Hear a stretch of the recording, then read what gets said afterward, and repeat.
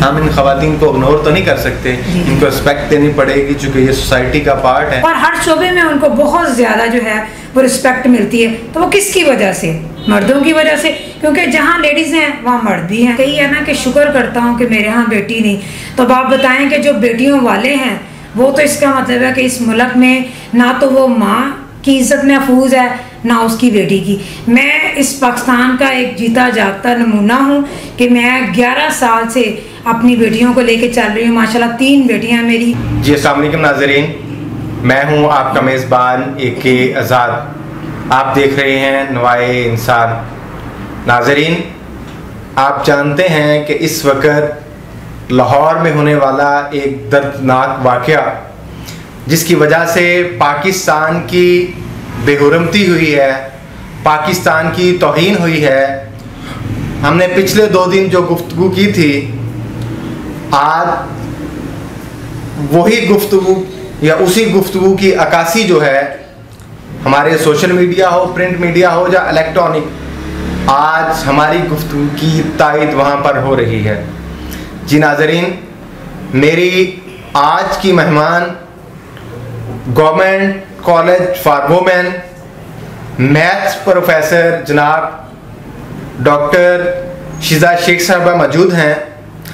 हम उनसे इस हवाले से बात करेंगे कि ये सारी सिचुएशन जो क्रिएट की गई, ये प्लांटेड प्रोग्राम करके पाकिस्तान को बदनाम करने की साजिश की गई, मर्दों ख़वातीन को, मर्दो ज़न को तकसीम करने का ये जो साजिश की गई, इस हवाले से आप ये सारी तस्वीर, सारी पिक्चर में क्या देखते हैं?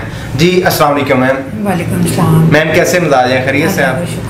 मैम ये मैंने जैसा कि इंट्रो में बोला, ये सारी सूरत हाल जैसा कि हमने पिछले 2 दिन गुफ्तगू की, वो वही सूरत हाल आज तमाम मीडिया बयान कर रहा है। इस हवाले से आप क्या कहना चाहेंगे? जी बिल्कुल ऐसे ही हुआ है कि जो भी हमने 2 दिन नशिस्त में बताया है, अपने इंटरव्यू में जो भी सोशल मीडिया की रिकॉर्डिंग करवाई है, सेम एज इट इज़ वही आज की डेट में जो है रिकॉर्डिंग आ रही है। तो ये जो हकीकत होती है वो मंजर आम पर आ ही जाती है। और वो रिसर्च जब करें तो सोशल मीडिया के पास इतना जो है वो लाया अमल मौजूद है कि आप उसको रिसर्च करें तो हर चीज़ सामने आ जाती। तो एज इट इज़ अब आहिस्ता आहिस्ता सच और झूठ जो है वो सब कुछ सामने आ रहा है।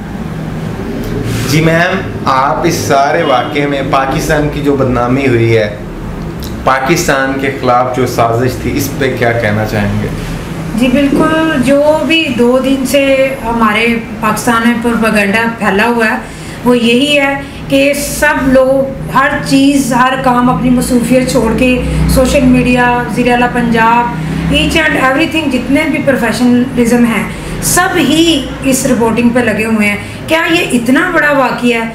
इतना बड़ा वाक़या, अगर ये इतना बड़ा वाक़या है तो क्या जो कश्मीर में हो रहा है, जो अफ़गानिस्तान में हो रहा है, जो पूरे पाकिस्तान में ये आए दिन इस तरह के खौफनाक जो है वो वाक़यात होते हैं, उस वक्त तो कभी ये प्रोपेगेंडा इस तरह नहीं फैला जो इस चीज़ पे सारा सोशल मीडिया बिज़ी हो गया। तो ये तो हकीकत मानने में नहीं आती। इस तरह नहीं करना चाहिए कि ये इस चीज़ों के सोल्यूशन जो हैं वो जल्दी मंजर-ए-आम पर आ जाने चाहिए। मैम जैसा कि आपने खैर उस पर भी एतराज़ किया था कि हमें किसी शख्सियत को बुरा नहीं कहना चाहिए, चूँकि आप एक सुलझे हुए इंसान की हैसियत से वो बात कर रहे थे। जैसा कि मैंने कहा था कि यासिर शामी साहब तो प्री प्लान प्रोग्राम करते हैं, प्लांटेड स्टोरीज जनरेट करते हैं। तो इसी तरह इकरारुल हसन साहब के बारे में भी कुछ ऐसी खबरें थी, लेकिन हमारे पास कोई ऑथेंटिक सोर्स नहीं था जिसकी बुनियाद पर ये हम अल्फाज कह सकें।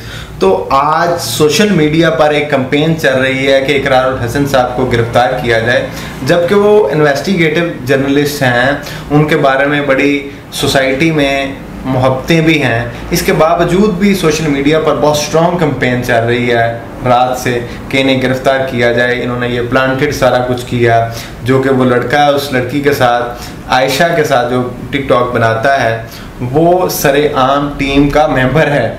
इस हवाले से आप क्या कहना चाहें कि इकरारुल हसन के ख़िलाफ़ कार्रवाई होनी चाहिए? अगर होनी चाहिए तो किस तरह होनी चाहिए? एक ऐसी पर्सनैलिटी जो कि पाकिस्तान की एक होनहार शख्सियत कंसीडर की जाती है। ये देखें, हमेशा से ऐसे ही हुआ है कि कोई भी वाक़या दरपेश आता है तो सोशल मीडिया पूरा उसको जो है वो मंजरेआम पर ले आता है, अच्छे व्यू में भी और बुरे व्यू में भी। तो ये जो 2 दिन से हो रहा है, ये भी वही चीज़ प्रोपेगेंडा फैलाया जा रहा है कि ये इसको इनका इस तरह नहीं करना चाहिए।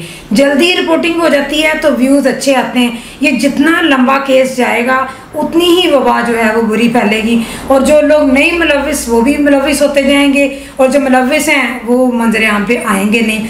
तो इसका बेस्ट सोल्यूशन यही है कि इसका हल जल्दी किया जाए कि जो हमारी अच्छी पर्सनैलिटीज़ सहाफ़ियों की इसमें बुरा बन नहीं है, उनको जो है वो हर तरफ से इंसाफ होगा तो उनके ऊपर से भी ये दाग जो है वो उतर जाएगा।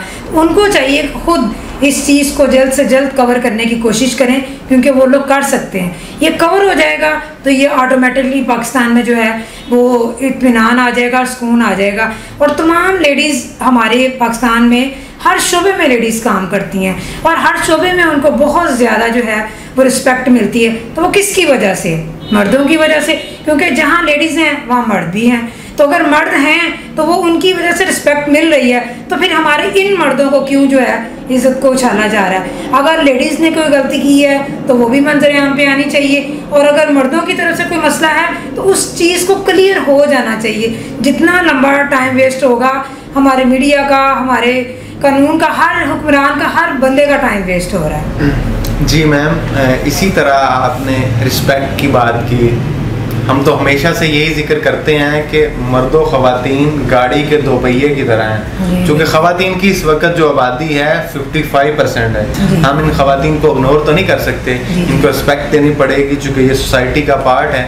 लेकिन इकरारुल हसन साहब से ऐसी तवक्को नहीं की जा सकती थी। उन्होंने ये एक और बहूदगी की है। मैं तो इसको बहुत शर्म आती है कि जब मैं इकरार भाई के साथ ये अल्फाज जुड़े हुए देखता हूँ। उन्होंने कहा मैं शुक्र अदा करता हूँ अल्लाह का कि मेरी कोई बेटी नहीं है। मैं सवाल करना चाहता हूँ उससे, क्या तू अपनी वालदा की वजह से इस सोसाइटी में सर्वाइव नहीं कर रहा?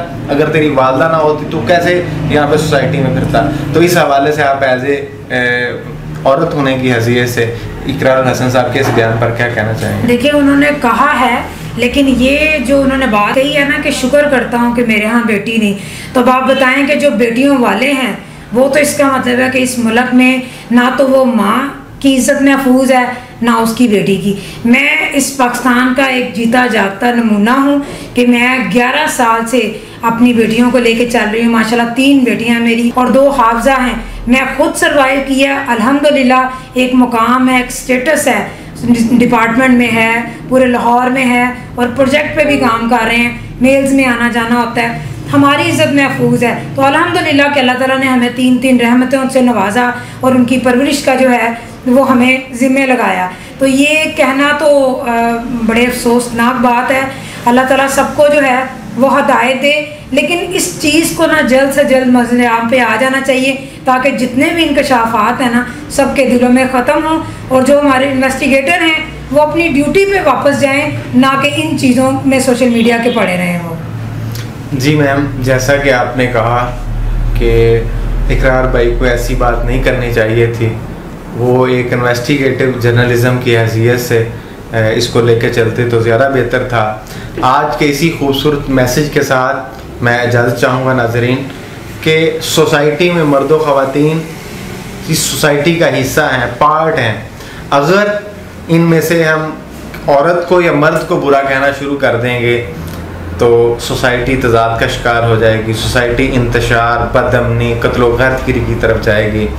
बेहतर यही है, मुनासिब यही है कि दोनों में उल्फत, मोहब्बत, प्यार, भाईचारे की फ़िज़ा को कायम किया जाए ताकि पाकिस्तान सलामत रह सके, हमारे माशरे में अमन की फ़िज़ा कायम हो सके।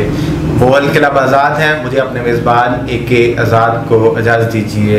अल्लाह निगहबान।